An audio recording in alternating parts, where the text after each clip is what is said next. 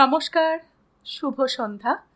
শাশ্বতী সিনহা টক্সে আপনাদের সবাইকে স্বাগত। আপনারা শুনছেন সুনীল গঙ্গোপাধ্যায়ের আমাদের মহাভারত। আজ নবম দিন। শুরু করি।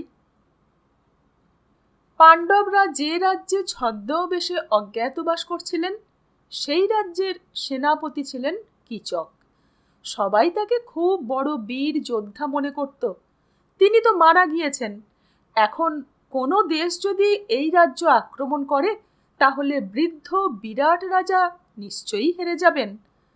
তাই কৌরবরা বহু সৈন্য সামন্ত নিয়ে মৎস্য রাজ্য জয় করবার জন্য ধেয়ে এলেন। বিরাট রাজা যথাসাধ্য লড়াই করতে গেলেন, কিন্তু বেশিক্ষণ পারলেন না। ফিরে এলেন রাজধানীতে।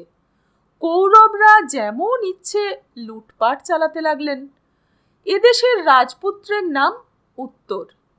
তিনি খুব গর্ব করে বলতে লাগলেন, আমি ইচ্ছে করলেই ভীষ্ম, কর্ণ, দ্রোণ, দুর্যোধন সবাইকে হারিয়ে দিতে পারি, কিন্তু আমার রথের কোনো সারথি নেই।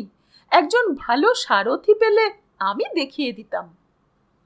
তা শুনে দ্রৌপদী জানালেন যে বৃহন্নলা নামে যে লোকটি নাচ গান শেখান তিনি ভালো রথ চালাতেও জানেন। রাজকুমার তখন তাকেই সঙ্গে নিয়ে বেরিয়ে পড়লেন যুদ্ধযাত্রায়। তারপর বৃহন্নলা তো খুব জোরে চালিয়ে দিলেন রথ। কিছু দূর গিয়ে দেখা গেল বিরাট সমুদ্রের মতো অসংখ্য কৌরব সৈন্য, তার মধ্যে বড় বড় বীরদের বিশাল বিশাল রথ।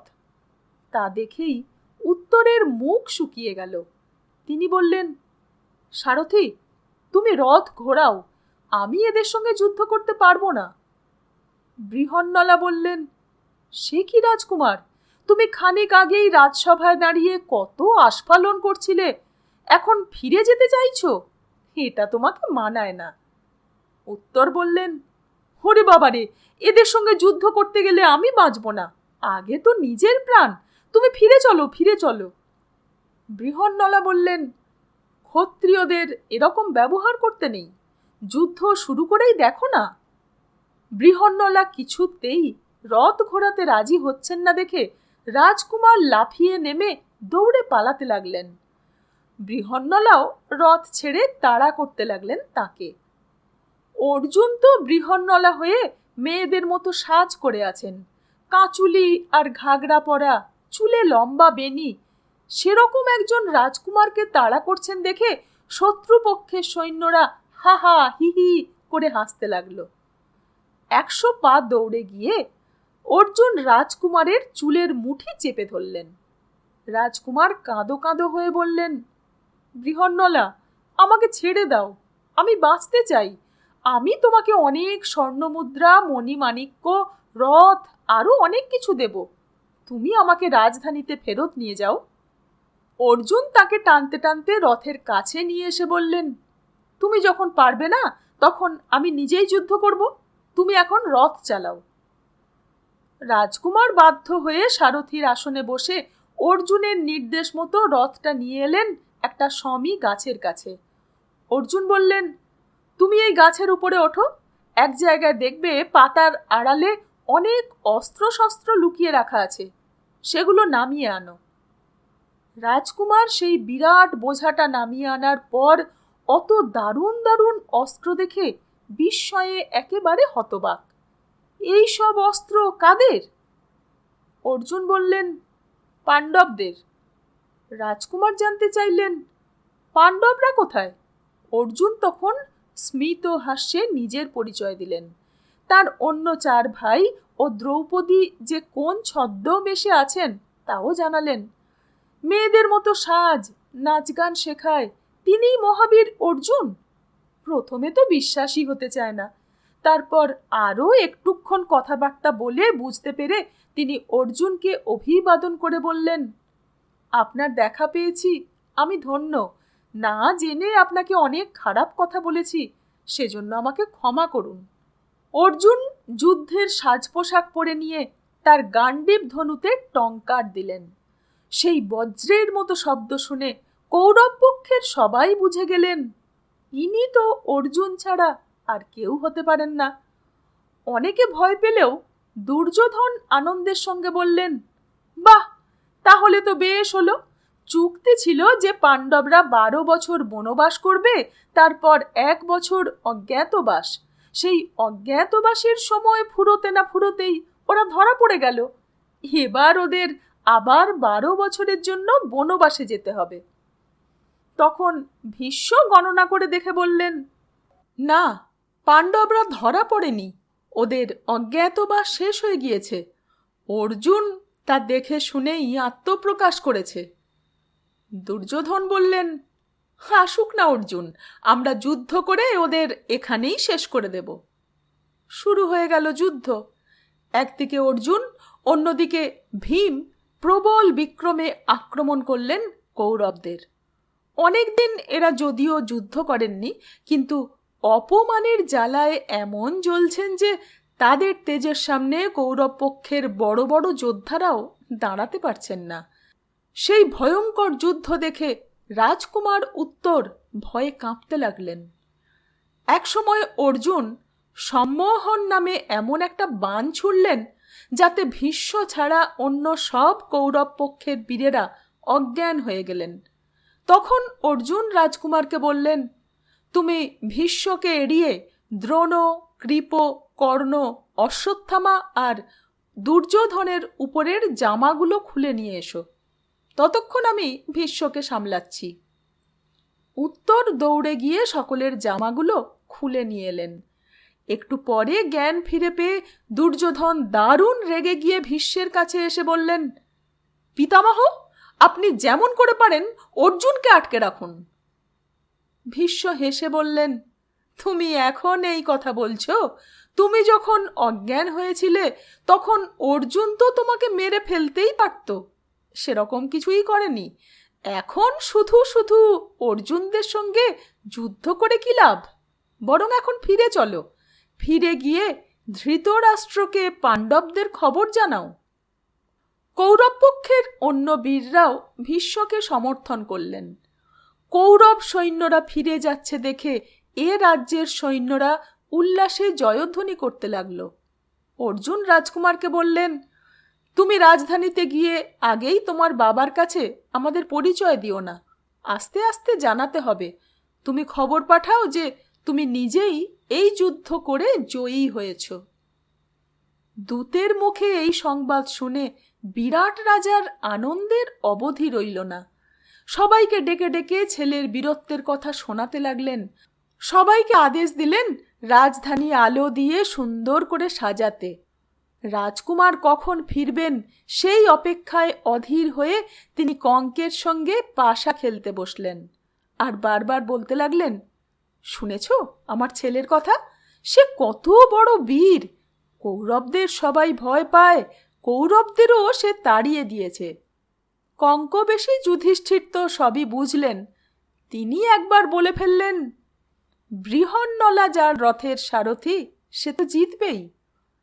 তা শুনে বিরাট রাজা খুব রেগে গিয়ে বললেন, তুমি তো অতি বাজে লোক, তুমি আমার ছেলের বীরত্বের কথা গ্রাহ্য না করে বৃহন্নলার প্রশংসা করছো, মুখ সামলে থাকো।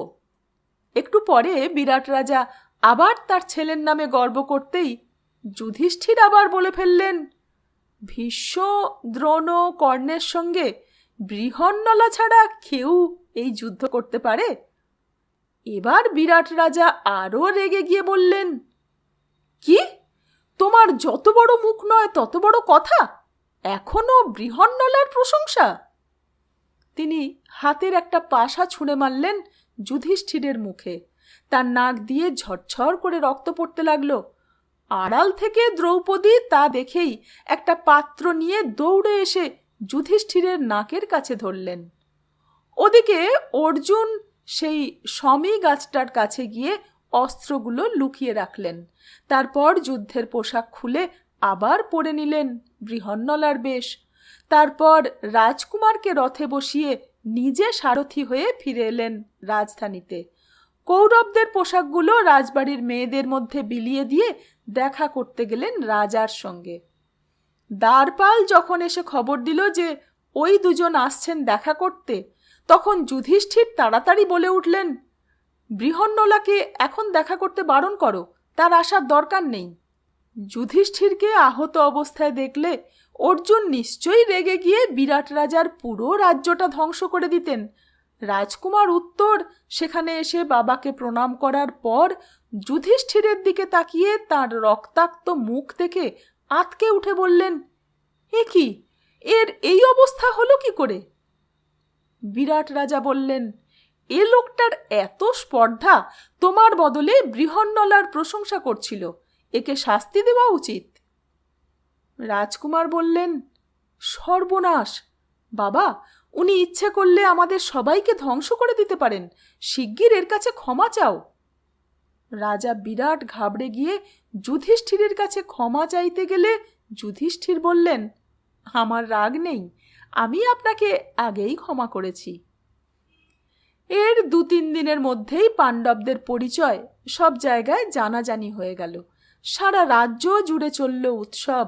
পাণ্ডবরা ছদ্মবেশ ছেড়ে রাজ পোশাক পরে বসলেন রাজসভায়। সেখানেই রাজ্যের রাজকন্যা উত্তরার সঙ্গে অর্জুনের ছেলে অভিমন্যুর বিয়ে ঠিক হয়ে গেল। কৃষ্ণ, বলরাম আরও অনেকে সুভদ্রা ও অভিমন্যুকে নিয়ে এলেন। দ্রৌপদীর বাপের বাড়ি থেকেও এলেন আত্মীয় স্বজনরা। খুব ধুমধাম করে হলো বিয়ের অনুষ্ঠান। এত বছর দুঃখ কষ্ট ভোগ করার পর পাণ্ডবদের এখন সুখের দিন। পাণ্ডবরা সব শর্ত মেনেছেন। 12 বছর বনবাস আর 1 বছর অজ্ঞাতবাসে ঠিকঠাক কাটিয়েছেন। যুধিষ্ঠির পাশা খেলায় যে রাজ্য হারিয়েছিলেন তা তো এখন ফিরে পাওয়ার কথা, কিন্তু গুপ্তচরদের মুখে আরও নানা সূত্রে খবর পাওয়া যাচ্ছে যে দুর্যোধন নাকি কিছুতেই রাজ্য ফিরিয়ে দিতে রাজি নন। ভীষ্ম, দ্রোণ, বিদুর, এমনকি বাবার কথাও শুনছেন না দুর্যোধন। এরই মধ্যে যুদ্ধের প্রস্তুতি হিসেবে বিভিন্ন রাজার কাছে দূত পাঠিয়ে তাদের সমর্থন চাইছেন। শান্তিপ্রিয় যুধিষ্ঠির যুদ্ধ চান না। মহাবীর অর্জুনও যুদ্ধের পক্ষপাতী নন, কিন্তু প্রচুর সৈন্য সামন্ত নিয়ে কৌরবরা যদি হঠাৎ আক্রমণ করে বসে, সেজন্যও তো তৈরি থাকা দরকার। পাণ্ডবরাও দূত পাঠালেন অনেক রাজ্যে। তখন দেখা গেল সারা ভারতের বেশ কিছু রাজা কৌরব পক্ষে যোগ দিতে চান, আর অনেক রাজা সমর্থন করেন পাণ্ডবদের। দেশটাই 2 ভাগে ভাগ হয়ে গেল। কৃষ্ণ যাবেন কোন পক্ষে? কৃষ্ণ পাণ্ডবদের মামাতো ভাই, আবার কৃষ্ণের এক ছেলে শাম্ব দুর্যোধনের মেয়েকে বিয়ে করেছে। দুপক্ষেই তার আত্মীয় আর কুটুম্ব। অর্জুন একা চলে গেলেন দ্বারকায়। দুর্যোধনও একই উদ্দেশ্যে একটু আগেই পৌঁছে গিয়েছেন সেখানে। কৃষ্ণ তখন ঘুমোচ্ছেন। দুর্যোধন রাজার মতো বসে রইলেন কৃষ্ণের মাথার কাছে উচ্চ আসনে, আর অর্জুন বসলেন কৃষ্ণের পায়ের কাছে। কৃষ্ণ চোখ মেলে দুজনকে দেখার পর জিজ্ঞেস করলেন, কি ব্যাপার, তোমরা দুজনেই এখানে উপস্থিত কি জন্য? দুর্যোধন হেসে বললেন, কারণটা তুমি ঠিকই বুঝতে পারছো। আমি চাই তুমি আমাদের পক্ষে যোগ দাও। জানি আমার আর অর্জুনের সঙ্গে তোমার সমান সম্পর্ক, কিন্তু আমি আগে এসেছি। যে আগে আসে তার অনুরোধই তো আগে রাখতে হয়।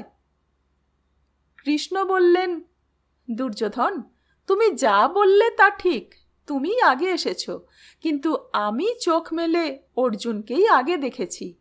আমি দুজনকেই সাহায্য করতে চাই। এক পক্ষে থাকবে আমার প্রায় 10 কোটি নারায়ণী সেনা, তারা সাংঘাতিক যোদ্ধা। অন্য পক্ষে শুধু একা আমি, কিন্তু আমি যুদ্ধ করব না, শুধু পরামর্শ দিতে পারি। অর্জুন তোমার চেয়ে বয়সে ছোট, সেই জন্য তাকেই আগে বেছে নিতে দাও। অর্জুন সঙ্গে সঙ্গে বললেন, আমি শুধু তোমাকেই চাই। দুর্যোধন 10 কোটি সৈন্য পেয়ে খুব খুশি। কৃষ্ণ তো যুদ্ধ করবেনই না বলেছেন। এরপর বলরামের কাছে যাওয়া হলো।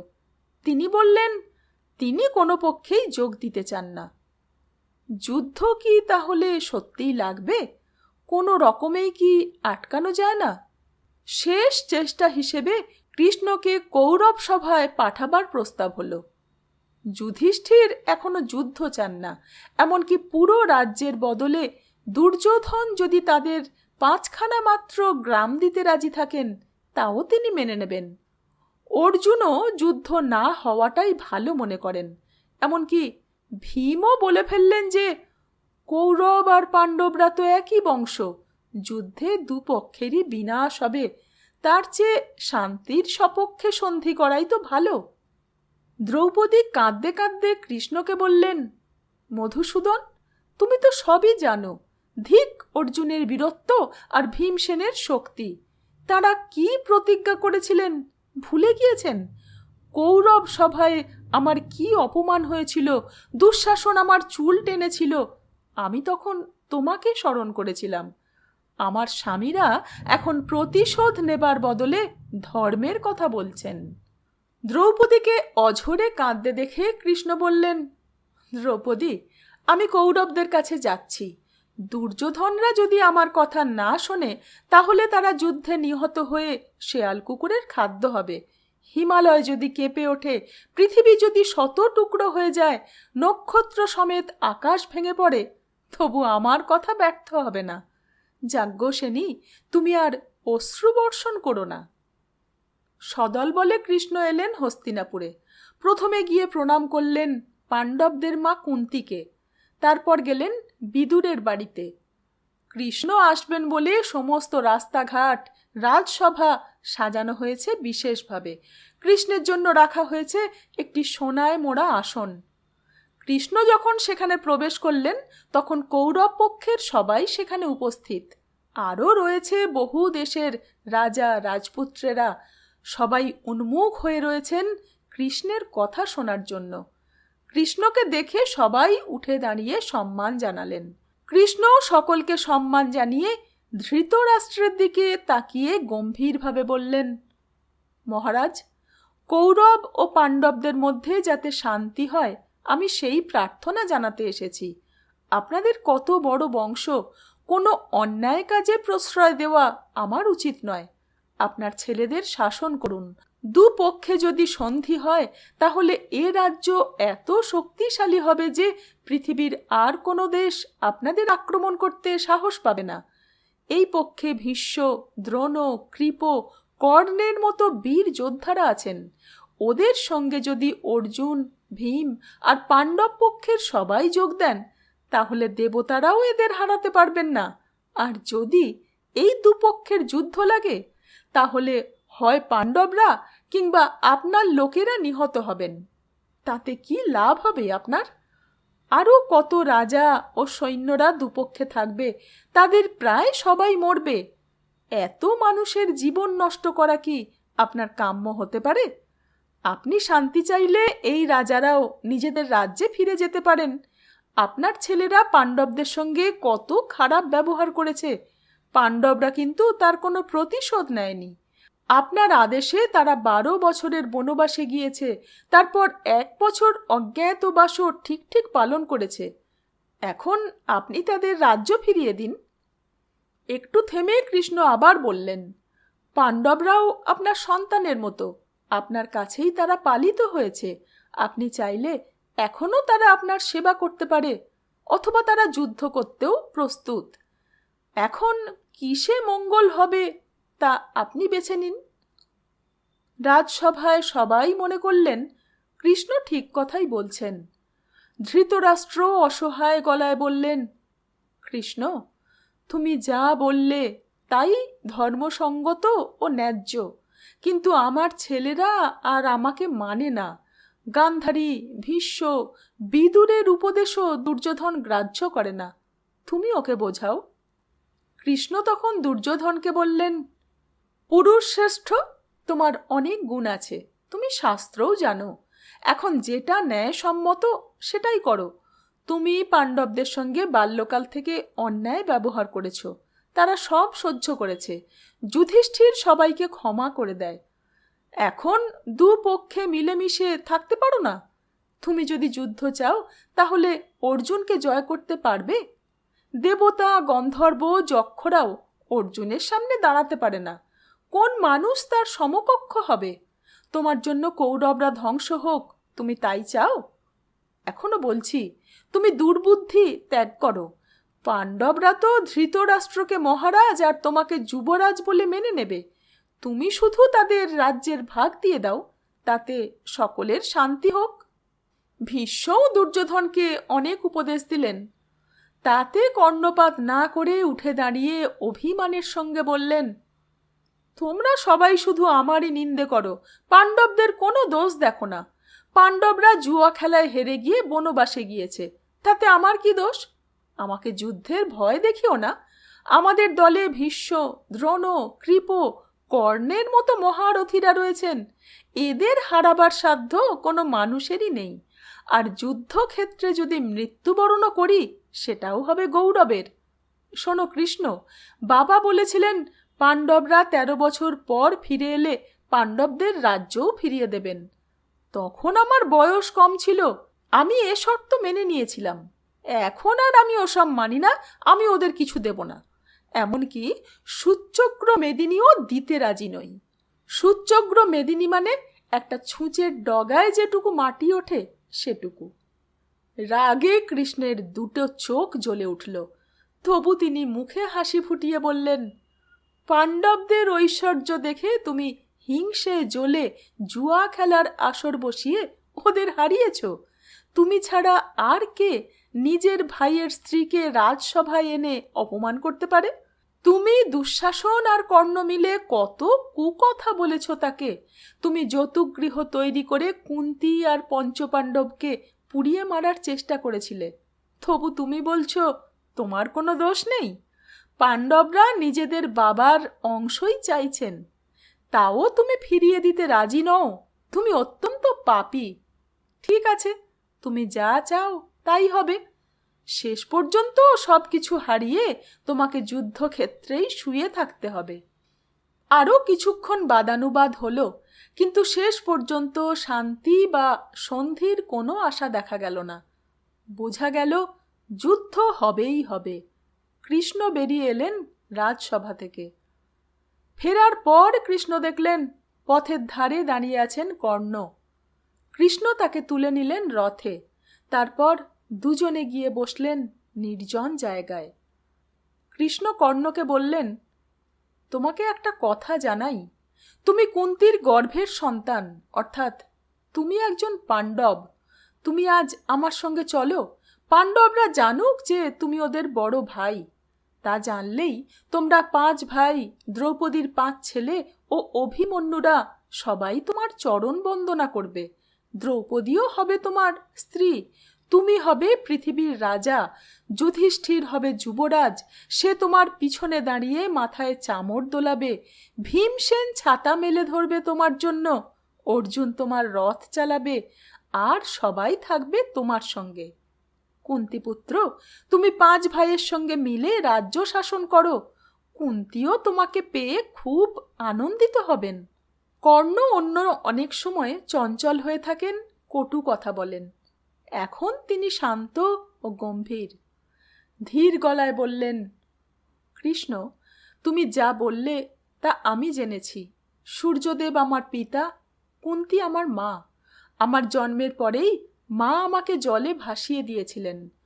অধিরথ নামে এক সূত আমাকে বাড়িতে নিয়ে যান। তার স্ত্রী আমাকে তার বুকের দুধ খাইয়ে বাঁচিয়েছেন। এদেরই আমি বাবা মা বলে শৈশব থেকে জেনেছি। সবাই আমাকে সূতপুত্র বলে জানে। সূত বংশের মেয়েদেরই আমি বিয়ে করেছি। গোবিন্দ, সমস্ত পৃথিবী আর রাশি রাশি ঐশ্বর্য পেলেও আমি এদের ত্যাগ করতে পারবো না। লোভেও না, ভয়েও না। দুর্যোধন বরাবর আমার সঙ্গে বন্ধুর মতো ব্যবহার করেছে। আমার ভরসাতেই সে অনেকটা যুদ্ধের জন্য উৎসাহী। সেভাবে আমিই অর্জুনকে হারাবো। এখন আমি তাকে ছেড়ে যেতে পারি? কোনো প্রলোভনেই আমি এত অকৃতজ্ঞ হতে পারবো না। তবে তুমি আমাদের আলোচনা গোপন রেখো।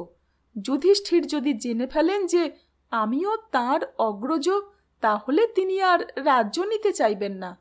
আমাকে দিতে চাইলেও তো আমি তা নেব না, দুর্যোধনকে দিয়ে দেব।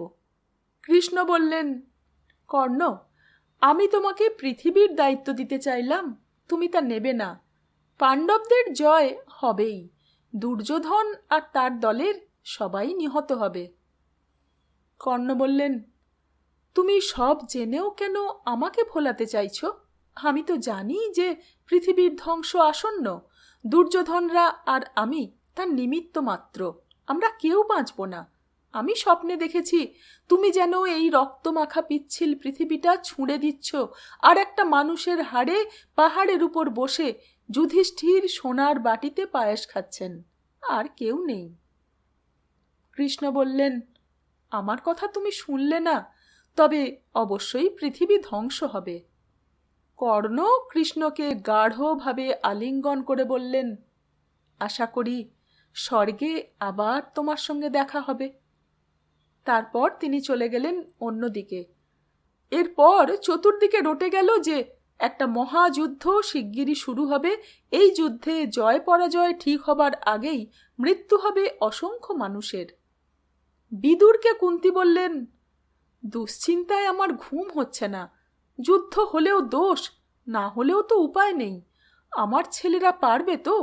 কৌরব পক্ষে এত বড় বড় সব যোদ্ধা, দ্রোণ হয়তো তার প্রিয় শিষ্যদের সঙ্গে তেমন ভীষণভাবে যুদ্ধ করবেন না, আর পিতামহ ভীষ্মেরও তো পাণ্ডবদের প্রতি স্নেহের ভাব আছে, কিন্তু কর্ণ, তাকে নিয়েই তো আমার বেশি ভয়। সে অর্জুনের চেয়েও বড় যোদ্ধা কিনা কে জানে।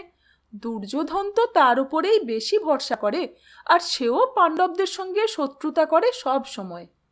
এইসব চিন্তা করতে করতে আর থাকতে না পেরে পরদিন দুপুরবেলা কুন্তী একা একা চলে গেলেন গঙ্গা নদীর ধারে। সেখানে কর্ণ রোজ তপস্যা করেন কিছুক্ষণ।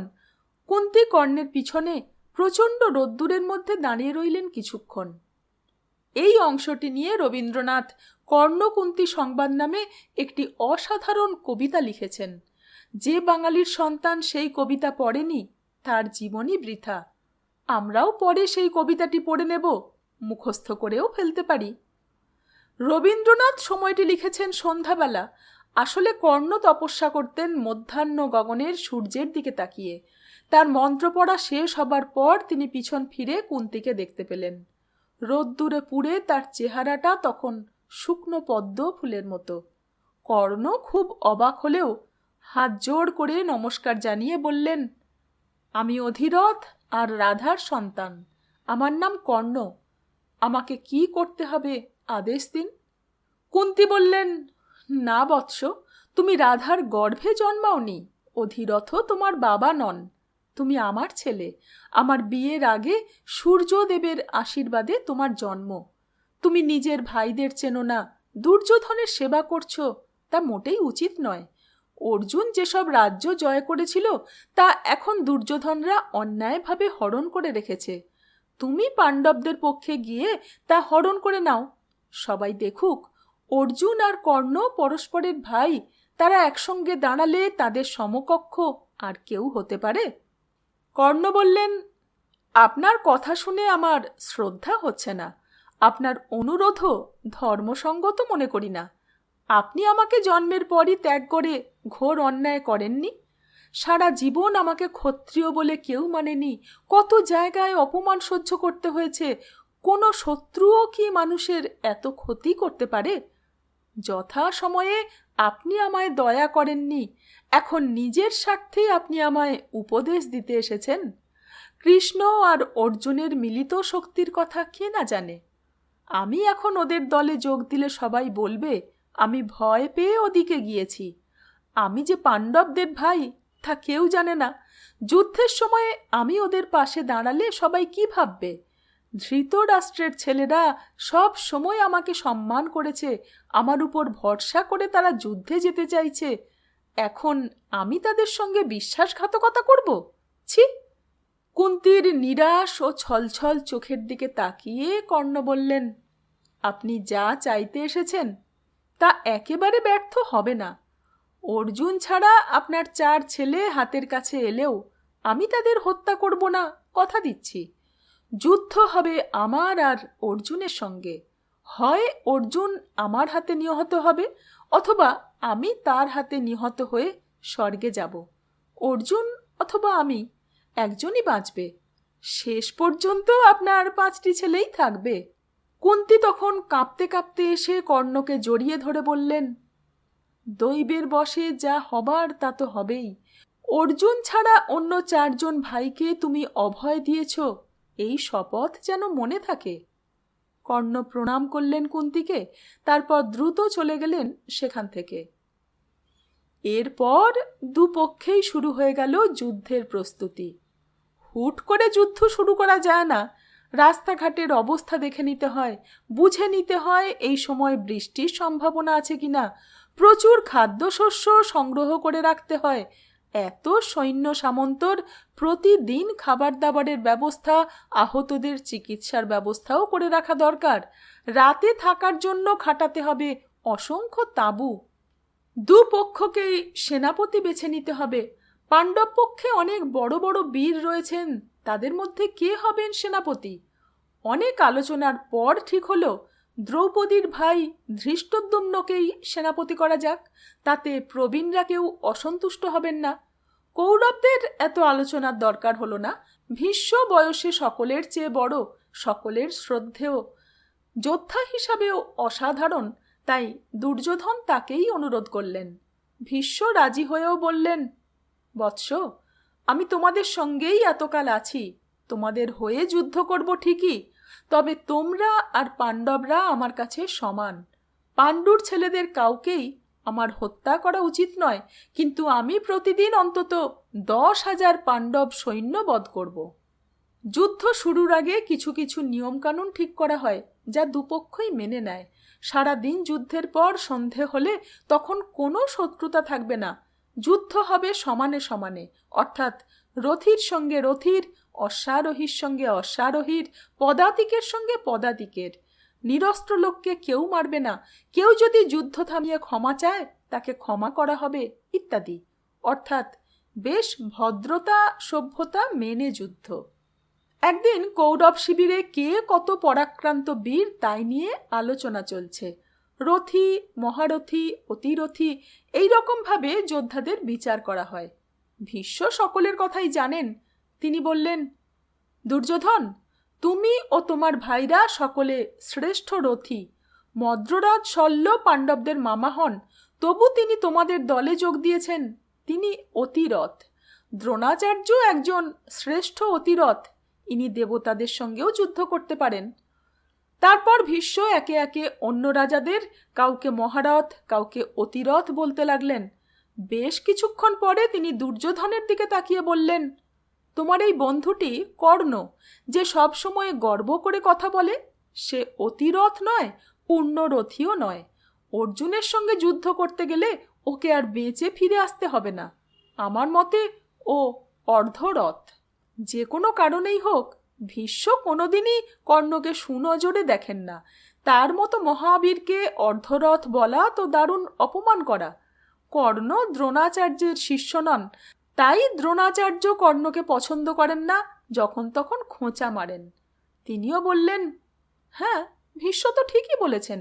কর্ণের তেজ আছে, আবার যুদ্ধক্ষেত্র থেকে পালিয়েও যায়। ও দয়ালু আর অসাবধান, ওকে তো অর্ধরথই বলা উচিত। অসম্ভব রাগে জ্বলে ওঠেন কর্ণ। তিনি বললেন, পিতামহ, আপনি বিনা দোষে আমাকে কুকথা বলেন, দুর্যোধনের জন্যেই আমি তা সহ্য করি। আপনি কৌরব দলের মধ্যে কাউকে বড় কাউকে ছোট বলে ভেদ সৃষ্টি করছেন। আপনি আসলে কৌরবদের শত্রুতাই করতে চান। দুর্যোধন, তুমি একে হঠাও। বৃদ্ধ লোকদের কথা শোনা উচিত, কিন্তু খুব বেশি বৃদ্ধ লোকদের নয়, তখন তারা ছেলে মানুষের মতো হয়ে যায়। ভীষ্ম তারপরেও কর্ণের বিরুদ্ধে তোড়পে উঠলেন। তখন কর্ণ চেঁচিয়ে উঠলেন, এই আমি প্রতিজ্ঞা করছি, ভীষ্ম যতদিন বেঁচে থাকবেন ততদিন আমি যুদ্ধ করব না। এর মৃত্যু হলে তবেই আমি বিপক্ষের সমস্ত বীরদের বিরুদ্ধে অস্ত্র ধরব। এ কি সাংঘাতিক কথা! অনেকটা কর্ণের ভরসাতেই দুর্যোধন পাণ্ডবদের বিরুদ্ধে যুদ্ধ করতে চেয়েছেন। সেই কর্ণ থাকবেন যুদ্ধের বাইরে? তাতে তো পাণ্ডবদেরই লাভ হলো। যুদ্ধ শুরু হবার আগেই ভীষ্ম আর দ্রোণ পাণ্ডবদের সাহায্য করলেন এতখানি। তবে কি ওরা দুজন ইচ্ছে করেই কর্ণকে অমন রাগিয়ে দিলেন? ভীষ্মও আর কর্ণকে শান্ত করার চেষ্টা করলেন না। কর্ণও অটল রইলেন তার প্রতিজ্ঞায়। পরদিন সকালে দুপক্ষের সৈন্য সামন্তরাই স্নান করে শুদ্ধ বস্ত্র পরে পুজো ও ধ্যান সেরে নিয়ে চলে এলো কুরুক্ষেত্রের প্রান্তরে। মাঝখানে কিছুটা জায়গা ছেড়ে দিয়ে দুপক্ষ দাঁড়ালো মুখোমুখি। দুদিকেই পরিচিত বীর পুরুষরা অস্ত্র শস্ত্রে সজ্জিত হয়ে দাঁড়িয়েছেন সামনের সারিতে। শুধু কর্ণ কোথাও নেই। একটু পরেই শুরু হবে মহারণ। আজ এই পর্যন্ত। সঙ্গে থাকবেন। ধন্যবাদ।